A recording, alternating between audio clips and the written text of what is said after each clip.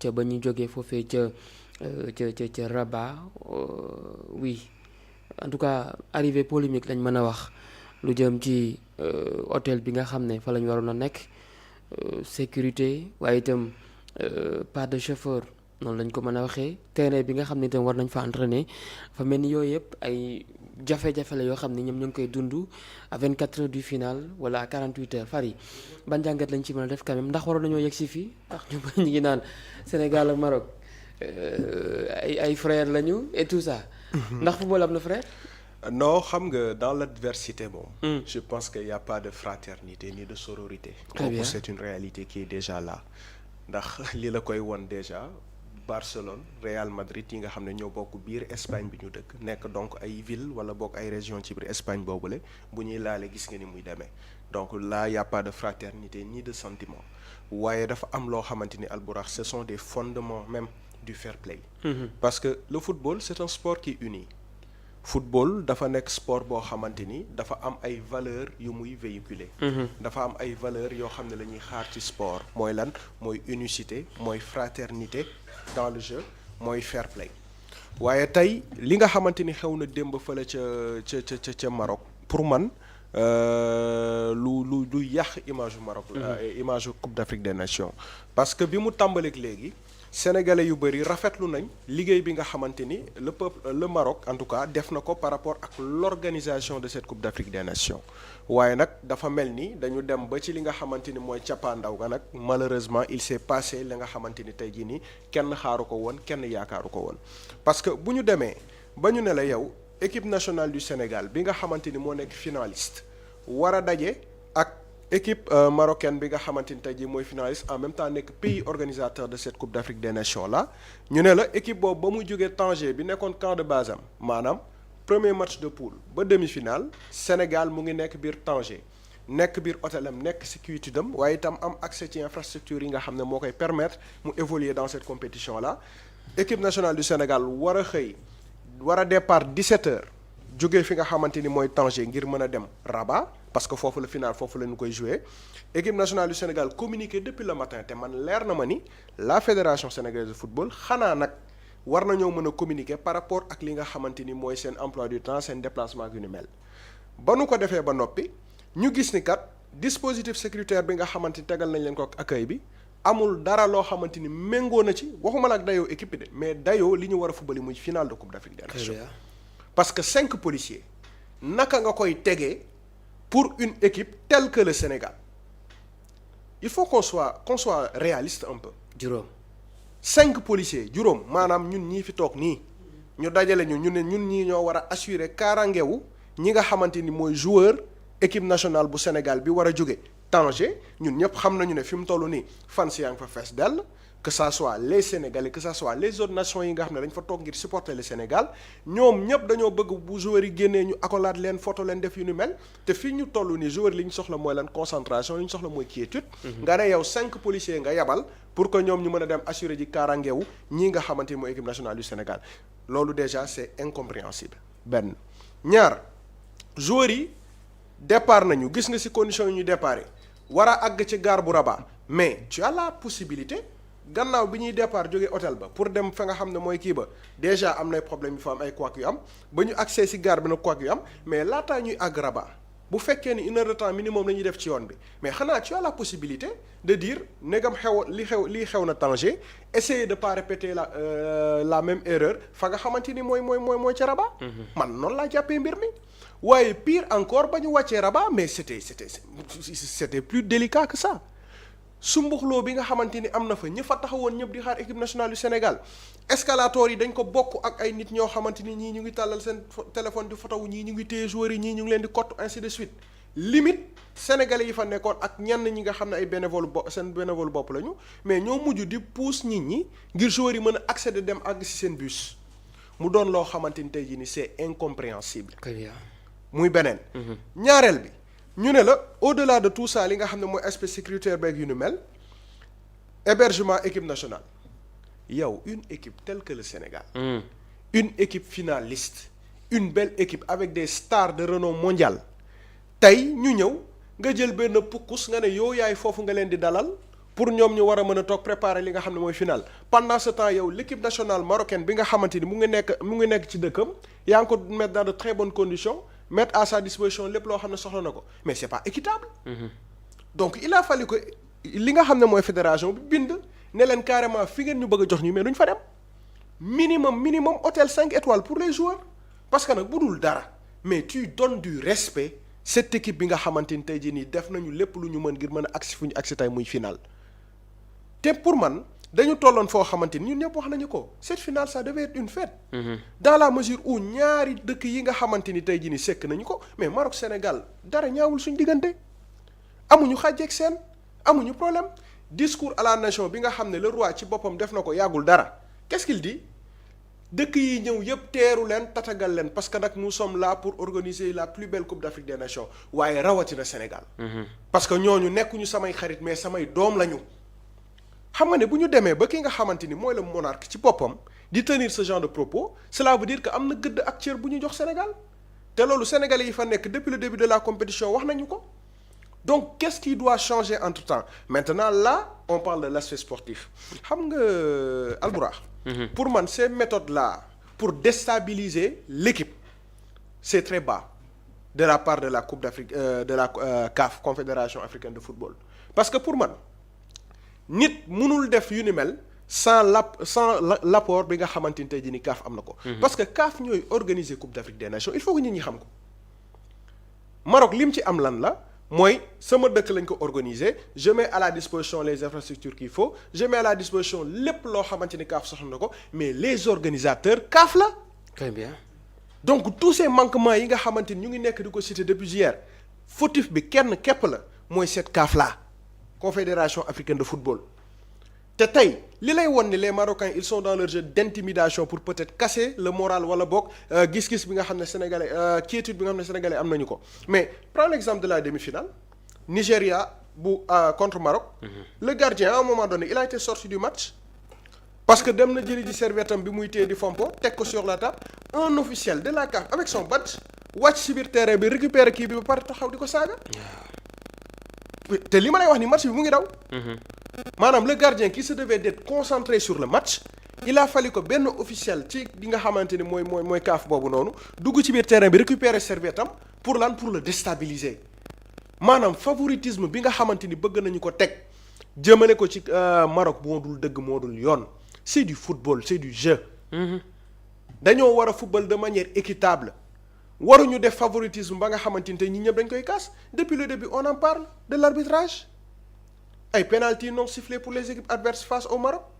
ay pénalty accordés de manière incompréhensible pour le Maroc face aux autres équipes ak yeneen yoo xam ne def nañu ko mais à un moment donné pour man c'est trop il faut que ñu respecter li nga xamante ni mooy cette Coupe d'Afrique des Nations là mënuñu Coupe d'Afrique des Nations boo xamante ni tey tout est paramétré depuis le début une équipe boo xamante ni chaque jour que jëfee da ngay gis ne il y a du favoritisme dans tout cela ba pare le pire dans tout cela mooy li nga xamante ni mooy final baa ngi ñëw ñu ne la équipe nationale du Sénégal en tout cas la fédération sénégalaise de football li ñu ko alloué ci ay billets matul sax 3000 xam nga gars yi ñu ngi doon wax naan 6000. te Matar bëggoon naa dem. parce que am na ñuy wax naan 6000 peut-être bon il n'avait pas l'information. mais matul sax 3000 laa la wax. stade boo xamante ni su ma juumul 65000 xaw ma 65000 places la 65000 places yow nga bëgg ma jox 3000 billets ba pare li des ci billets yi yow déjà xam nañu ne Maroc favoritisme lay doxee donc la majorité aura des tickets mais ñi waroon dugg ci biir site bi pour jënd billet mënuñu jënd billet am na loo xamante ni ce n'est pas du tout normal donc pour man tey lii yépp dëgg la méthode la yoon la pour déstabiliser li nga xam ne mooy équipe nationale du Sénégal waaye nag man dafa am lu ma gëm ba des ma. mooy cette équipe nationale du Sénégal elle est plus grande que ça gis nga li ñu nekk di def nii di ko ruuma daan ndànk-ndànk pour tere peut-être l'équipe nationale du Sénégal à se concentrer wallaahi ñu ngi nax seen bopp. xam nga calma bu Sadio Mané bi fin match demi-finale bi mu ngi soog am sens. gis nga tey pour man sénégalais yi nga xam ne nekk nañu Maroc kan bi yóbbu leen fa ñuy dund yii injustice ci biir Maroc. réaction bi warul nekk violente réaction bi warul nekk tey jii nii dem ci ay mbir yoo xamante ni dañ la ciy xeeb xam nga la mooy réaction bi def lu civilisé dal calme di nga kaas nag say droit fa nga ko war a kaasee parce que lii ce n'est pas du tout normal waaye jour final bi am nga billet amuloo billet tu te dois de supporter l'équipe nationale du Sénégal na sénégalais wàcc dem ànd ak seeni joueurs bu ñu duggee ci stade bu ñu duggul ci stade bi ñu organiser wu fexe ba joueurs yi xam ne soutien bi nga xamante ni moo leen tax a jóge Sénégal moo leen tax a jóge France moo leen tax a jóge États-Unis ak fépp ci àdduna bi ngir mën a ñëw soutenir cette équipe nationale du Sénégal soutien boobu mu ngi fi ba tey. Pour man c'est ça la réponse la plus adéquate bi nga xamante ni war nañ kaa mën a indi te nag il faut que la fédération prenne ses responsabilités. Parce que yaa baax nga toog di telli ci ginnaaw c'est-à-dire communiquer ak yu nu mel ça ne résout absolument rien il faut taper sur la table maanaam le respect ça ne se commande pas doo tàllal sa loxo naan ay waay nga la waay jox leen ma cër saa waay tu tapes sur la table da nga may jox cër wa ilaa ñu xool nu ñu def c'est aussi simple que ça. Très bien. Donc pour man il faut que tey à un moment donné que cette fédération puisse prendre ses responsabilités que les joueurs se concentrent davantage sur la finale. Tey déjà on nous dit que amaguñu terrain d'entraînement ba tey jii nii waxaguñu leen ban terrain d'entraînement la ñu war a entraîner te 17h la ñu war a entraîner demain c'est la finale mais quoi qu'il advienne même bu fekkee ni ci biir hôtel bi sax dañuy réserver benn part joueurs yi entraîner fa wallaahi nañ ko def mais allons montrer à ces Marocains là allons montrer à toute l'Afrique que ce n'est pas le favoritisme qui fait gagner des matchs ou bien des finales mais une équipe soudée solide calme et sereine boo xamante ni tey jii nii bu taxawee sur le terrain te ils le savent footballistiquement parlant ils n'ont pas d'argument face à cette équipe du Sénégal là loolu rek a waral ñu nekk fii di fëyi di cëppi dugg ci ay détails yoo xamante ni tey moo fi indi coow lii yëpp mais bés bu ñu tegee bal ci digg bi arbitre ne pipe avec ou sans favoritisme dañ leen di dóor. ñu bëgg ko ñu bañ ko et c'est ça la réalité. ah jërëjëf yàlla nangu ñaan ye mais vrai que des fois arbitre da ciy jàpp nag ndax li ñu gis moom depuis ñu tàmbali li nga xam ne moom mooy Coupe d'Afrique bi. jaaxal nañu bari alors Daouda pour la sécurité dafa mel ni moom honorable député Guy Marius Sagna sax dafa bindoon benn question écrite ki nga xam ne mooy ministre bi nga xam ne moom la ñu dénk wàll yu ni mel lu jëm ci sécurité suñu gaynde yi lee la mu leen xamaloon moom mooy que BIP oui moom mooy accompagner tout le temps ñi nga xam ne ñoom ñooy équipe nationale bu Sénégal c'est ay déplacement mais est-ce que li ñu gis démb waroon ak li nga xam ne oui que moom bindoon na ko. oui bon. xam nga Guy day def li nga xam ne moo di liggéeyam. suñuy jour dañoo war a am saa su ne ñoo xam ne ñoo leen yor seeni sécurité et groupe bii dem am na ñoo xam ne ñoo yor seen sécurité mais nag yenn dispositifs yi nga xam ne moom la ñu war a teg dëgg du BIP rek ko mën du Sénégal rek ko mën par rapport ak ñuy organiser compétition bi la ak dëkk bi ñu koy organiser. Très bien. Oui, côté sécurité et c'est bien que l'équipe nationale du Sénégal surtout fédération sénégalaise avant muy quitter fi nga xam ne fa la logé woon bind ne day ñëw fi nga xam ne moo ca Rabat c'est-à-dire loolu communication boobu bu génnee ñoo ngi xamal ñépp ne la seeni wareef war ngeen koo jël mooy ëllëg ngeen bañ a wax ne l'équipe nationale bu Sénégal bi muy jógee Tanger di ñëw Rabat kenn xamu ko. Maintenant nag bon vu ak situation yu ñu gis ñun ñëpp xam nañ li ko waral face lu ñu mel gis nañ ne fédération sénégalaise de football génn def benn communiqué et bu soobee suñu borom aujourd'hui n'est-ce pas mooy le 17 janvier n'est-ce pas à partir de 15h jàppal na ca hôtel benn ba nekk ca Rabat fédération sénégalaise bu football dina def point de presse à partir de 15h. ñëw par rapport ak ci mbir yi nga xam ne ñoo fa xew jëm la ñi nga xam ne moo ci final bi et c'est bien. face ak situation bi fi mu toll communiquer wax ak les Sénégalais wax ak ñi nga xam ne ñoo organiser monde entier xam li xew xam na bu ñu ko waxee ne Maroc Coupe d'Afrique gi moom fokk na ne par force lu mu war a jël la. Et de 1976 ba tey si je ne me trompe pas depuis lors amuñu li nga xam ne moo di coupe beneen bi xam nga ni si football ñun ak ñoom si Coupe d'Afrique pour la première fois ñu fas yéene tase. face ak seeni match yi nga xam ne yëpp moom lañ doon seetaan man dama doon wax ne yàlla na ñu am li nga xam ne moo di Nigéria au moins di nga xam am li nga xam ne moo di fête. parce que final fête la mais face ak benn équipe boo xam ne depuis le début jeu yi ñuy def da ngay seetlu ne dañ ci raxam triché moo tax yi tey bu ñu ko gisee war ñëw mën a bert boo xoolee match bi doxoon ci diggante Maroc Nigéria même gardien wu Nigéria bi dañ ko doon jéem a perturber. Maintenant foog ñu xam yi ci yan lañ koy dugal final wala compétition dañ ci dugg benn jour avant match bi. C'est pas pour rien nga gis ne bu match amee ñu jël 2 jours tëj jours yi ñu nekk ci li nga xam ne moo di match bi maintenant boo xoolee li ñuy teg nii yëpp ngay gis ñu ne la joueurs yi seen ak ay baaxul joueurs yi hôtel bañ leen waroon jox imaginel ñoo ngi doon demandé hôtel boo xam ne ca centre ville l'objectif lenn la fi ñu leen ko bëggoon jox bu ñu nangoon jël hôtel boobu mooy duñ nelaw tey te bu ñu nelawulee du ñu nekk ci dans des bonnes conditions pour mën a def li nga xam ne mooy seen final.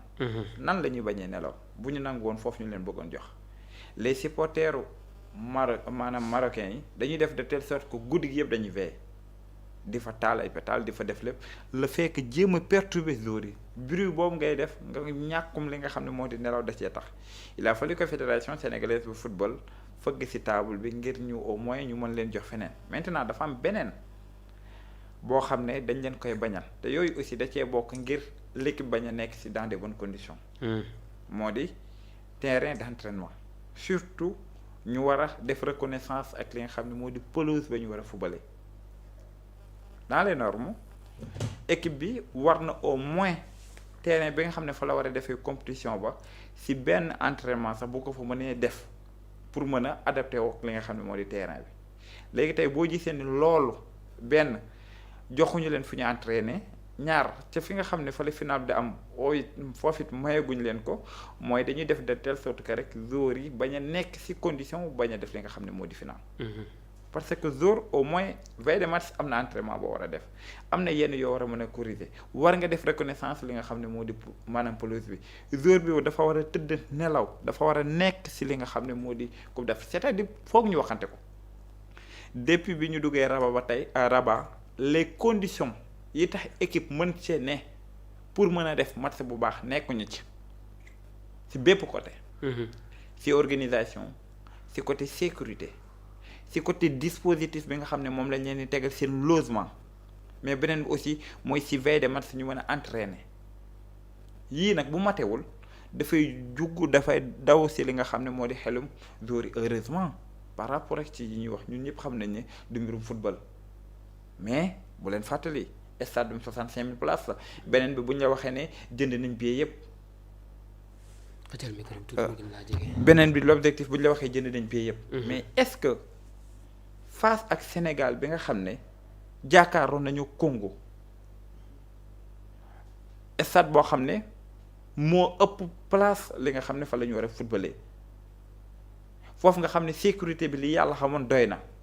et imagine ñu mën a la fa 2-0 nga mën a jël ji l'équipe dans ce cas mooy bàyyi leen ak lépp man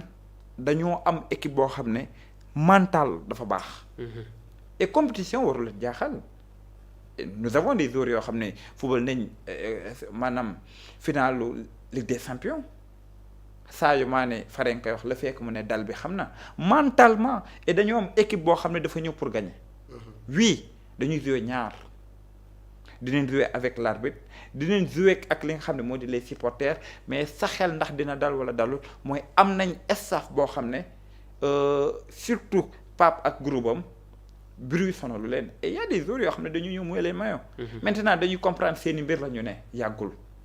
nañu wax les sénégalais lii moo xew mais bu ñu nangu loolu oui buñ ko waxee ba pare mu bañ a sax di jaar ci mentalité wu joueur et heureusement joueurs yi démb boo leen gisee ñuy wàcc da ngay xam ne ñoom xam nañ ne dafa war a am loo xam ne moom la ñu andi li des ci terrain bi la di nga football ak arbitre bi di nga football ak supporters yi mais ba fu ñuy mujj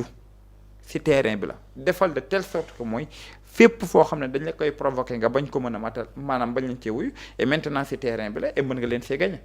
mais oui mën nañ see gagner mais pour ñu waxante dëgg joueur professionnel wala tey ci compétition ni nga ci duggee depuis bu ñu duggee Rabat ba tey amu ci dara loo matale ñun ñii ñëpp bu ñu nelawul suñu bopp day metti réveil musculaire yi foog nga def ko foog nga entraîner foog nga def reconnaissance li nga xam ne moo di pelouse bi foog nga nekk ci bain wu li nga xam ne moo di final. maintenant nag c'est facile.